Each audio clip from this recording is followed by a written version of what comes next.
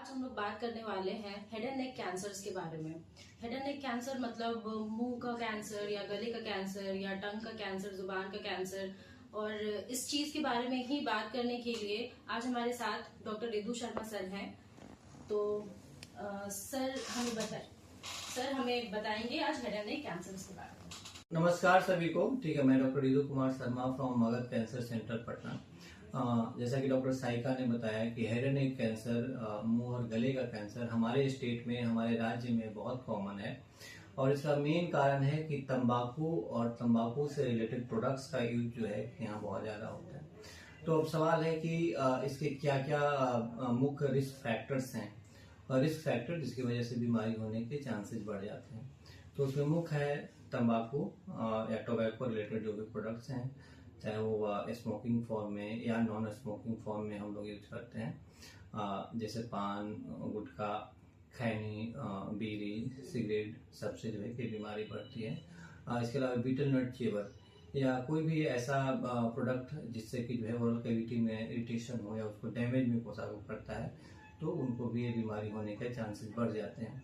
कभी कभी sharp tips होता है, उसकी वजह से बार बार वहाँ पे जख्म होता है, इन्फ्लामेशन होता है, और बाद में वो कैंसर का रूप धारण कर लेता है। कुछ जो है वो ओरल कैविटी कैंसर जो है वह इन्फेक्शन की वजह से भी होता है, जैसे human papilloma virus infection. Human papilloma viral infection की वजह से गले का कैंसर होता है, ओरोफेरिंजियल कैंसर उसकी वजह से भी होता है। इसके अलावा जो है oral cavity cancer, head and neck cancer का कारण जैसे एयर पोल्यूशन वगैरह है, उसकी वजह से भी एक कैंसर हो रहा है। कुछ पर्टिकुलर एरिया है नॉर्थ ईस्ट वगैरह में, आप देखेंगे नेजोफेरिंजियल कार्सिनोमा जो है ज़्यादा कॉमन है। सो यही मुख्य कारण थे हेड एंड नेक कैंसर के।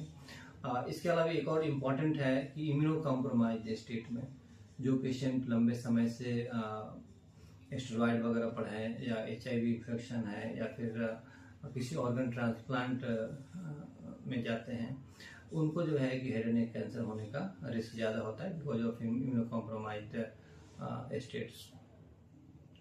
सर, तो आमतौर पे हम लोग देखते हैं कि लोगों को पता ही नहीं चल पाता है कि कैंसर उनको हो चुका है, ठीक है, क्योंकि लोगों को उनके लक्षण का अंदाजा ही नहीं है। तो हम आपसे सर ये जानना चाहते हैं कि साइंस एंड सिम्टम्स जो है ओरल कैंसर्स के या हेड एंड नेक कैंसर्स के वो क्या है।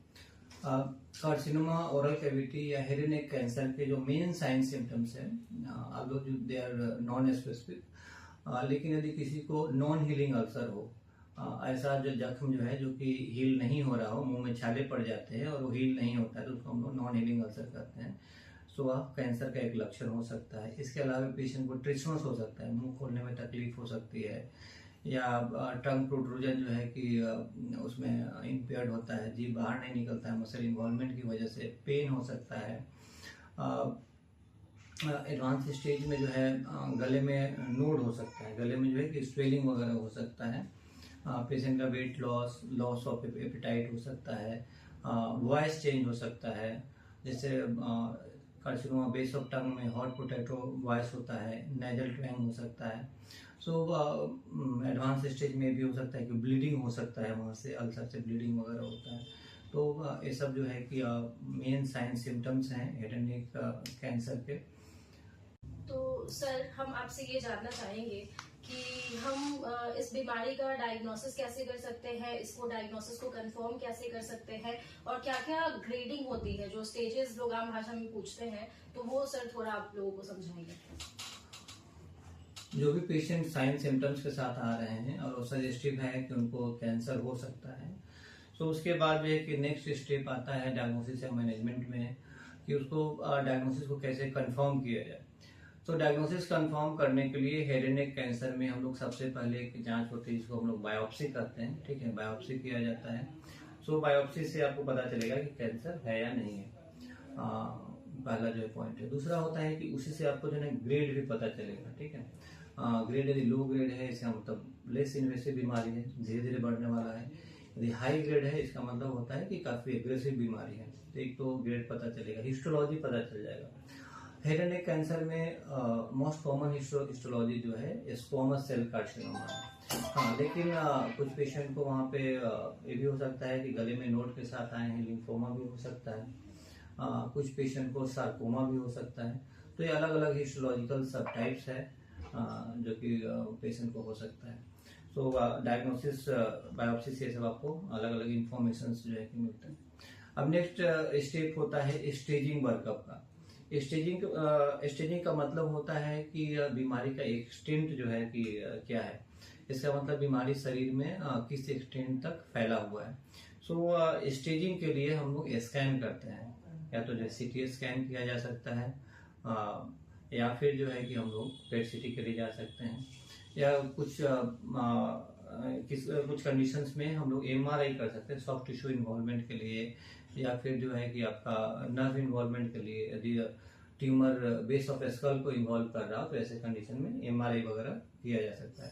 तो basically CT scan, PET scan या एमआरआई हम लोग यूज करते हैं स्टेजिंग पर्पस के लिए।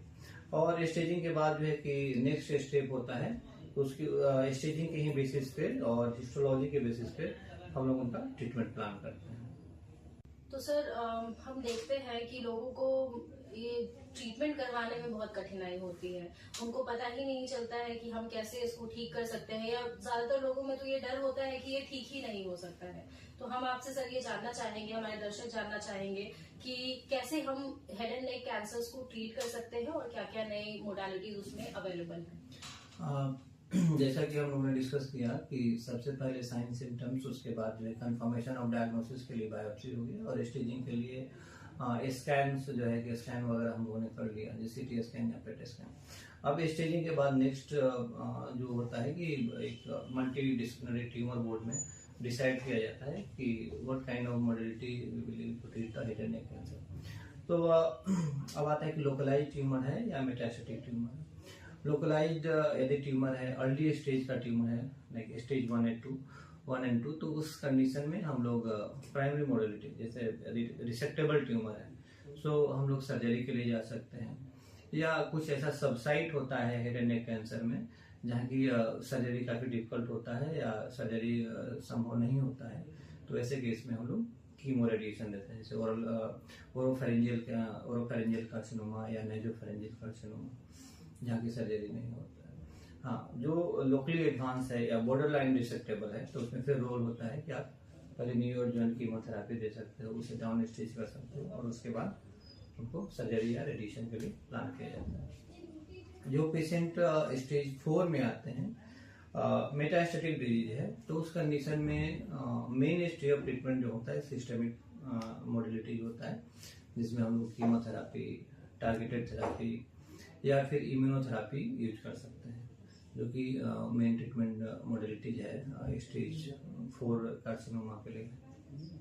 तो sir head and neck cancers को ट्रीट करने के लिए क्या क्या नए नए मोडालिटीज अवेलेबल हैं जो लोगों को इनके बारे में जानकारी नहीं है, तो हम आपसे जानना चाहेंगे कि हम और क्या क्या कर सकते हैं।